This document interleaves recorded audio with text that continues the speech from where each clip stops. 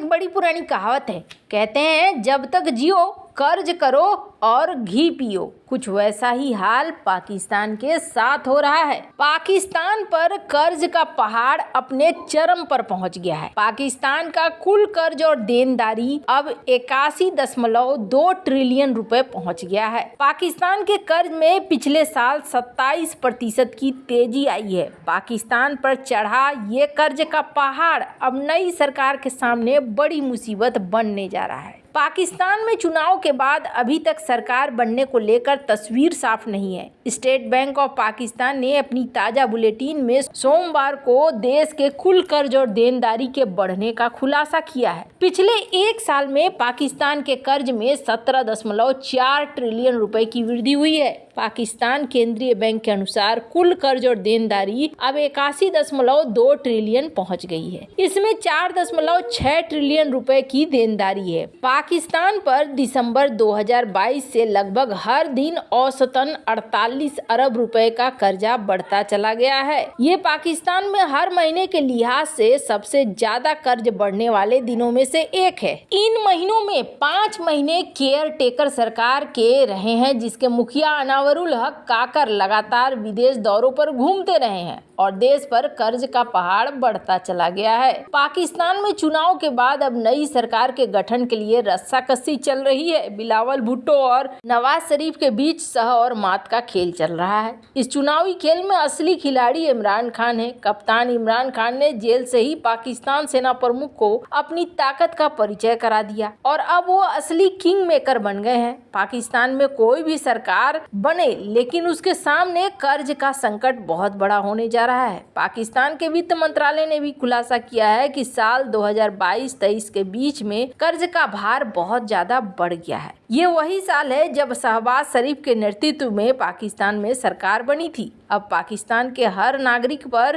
कर्ज 2,71,624 रुपए तक है। इस कर्ज में 25.2% की वृद्धि हुई है। अगर एक साल में बढ़ने वाले कर्ज की बात करें तो 54,500 रुपए बढ़ गए हैं। अगर केंद्रीय बैंक के आंकड़ों पर नजर डालें तो पाकिस्तान ने पिछले साल 6 महीने में कर्ज के ब्याज के रूप में 4.4 ट्रिलियन रुपए चुकाए हैं। पाकिस्तानी चुनाव में तमाम वादे करने वाले राजनीतिक दलों ने कर्ज के बोझ को कहने का अर्थ ये हुआ, चाहे कोई भी सत्ता पर आए कर्जा तो वही रहेगा और कर्जा चुकाना पड़ेगा। यानी कोई भी सरकार आती है उसके लिए बहुत मुश्किलें भरी पड़ी है। खैर, जहां एक तरफ ये सब कुछ हो रहा है तो वहीं दूसरी तरफ इंडेक्स प्रोवाइडर MSCI ने अपने फरवरी की समीक्षा के बाद अपने ग्लोबल स्टैंडर्ड यानी कि उभरते बाजार इंडेक्स में भारत के वेटेज में 18.2% की ऐतिहासिक ऊंचाई तक बढ़ा दिया है। ये बदलाव 29 फरवरी को बाजार बंद होने के बाद प्रभावी होंगे। नवंबर 2020 से इस इंडेक्स में भारत का वेटेज लगभग दोगुना हो गया है। MSCI ग्लोबल स्टैंडर्ड इंडेक्स में चीन के बाद भारत का वेटेज दूसरा सबसे ज्यादा वेटेज है। नुआमा अल्टरनेटिव एंड क्वांटिटेटिव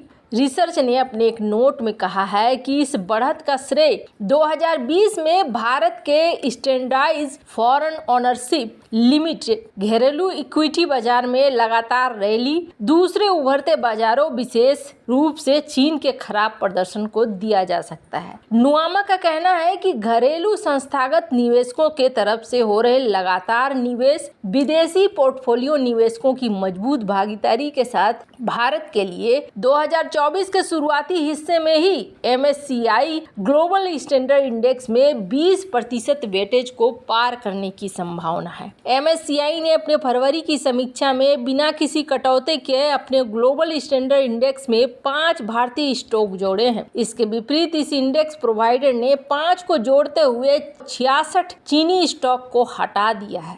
MSCI ने सरकारी बैंक पंजाब नेशनल बैंक और यूनियन बैंक ऑफ इंडिया को लार्ज कैप इंडेक्स में जोड़ा है, जबकि भारत हेवी इलेक्ट्रिक्स NMDC को मिड कैप इंडेक्स में शामिल किया है। वहीं GMR एयरपोर्ट्स इंफ्रास्ट्रक्चर को स्मॉल कैप से मिड कैप इंडेक्स में शिफ्ट किया गया है। नुआमा अल्टरनेटिव एंड क्वांटिटेटिव रिसर्च का कहना है कि फरवरी की समीक्षा के बाद भारत में मानक और स्मॉल कैप इंडेक्स में 1.2 अरब डॉलर तक का FDI निवेश आता हुआ दिख सकता है। अब इन सब के पीछे ना दो वजह है। पहली वजह तो जैसा कि उन्होंने कहा कि भारत जितनी तेजी के साथ इन्वेस्टमेंट भारत के अंदर होते जा रहे हैं, डोमेस्टिक इन्वेस्टमेंट, वो भारत के लिए एक बहुत बड़ा कारण बन रहा है। तो वहीं दूसरी तरफ एक बड़ा कारण है जो लगातार फ्री ट्रेड एग्रीमेंट साइन हो रहे हैं। इस फ्री ट्रेड एग्रीमेंट का भी यहाँ पर असर होता हुआ दिख रहा है।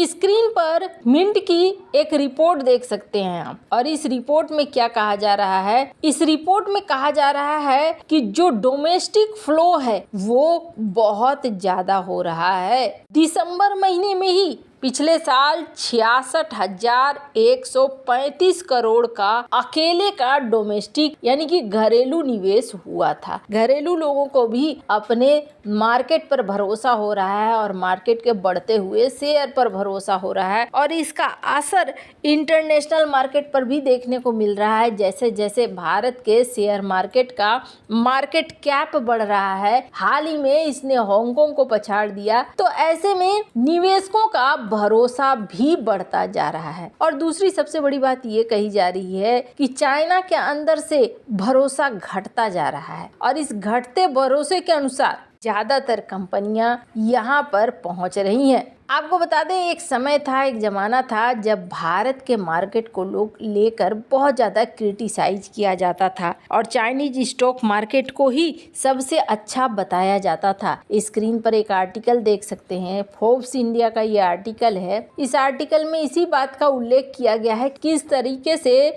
एक समय भारत के मार्केट को लेकर और भारत के बाजार को लेकर मजाक बनाया जाता था। आपको बता दें, कहा जाता था कि न्यूयॉर्क या लंदन में ना कभी इंडियन स्टॉक मार्केट की ज़्यादा चर्चा नहीं होती थी। ज़्यादातर निवेशक सुनते आए थे सिर्फ और सिर्फ चाइना के बारे में, भारत के बारे में बहुत ही कम लोगों को जानकारी थी। स्क्रीन पर देख सकते हैं एक कटिंग को, जिसमें इस बात को कहा जा रहा है। भारत को ना कभी भी इस नज़र से नहीं देखा गया कि भारत से भी अच्छा खासा रिटर्न आ सकता है, चाहे वो MSCI की बात हो या और कोई बात हो। पर अभी के डेट में ये सारी चीजें बदलती हुई दिख रही हैं। वैसे कहा जा रहा है कि भारत के लिए कई सारे फैक्टर हैं जो एक साथ निकल कर आए हैं और एक साथ ये भारत के लिए मदद दे रहे हैं। स्क्रीन पर आप देख सकते हैं, भारत को देखा जा रहा है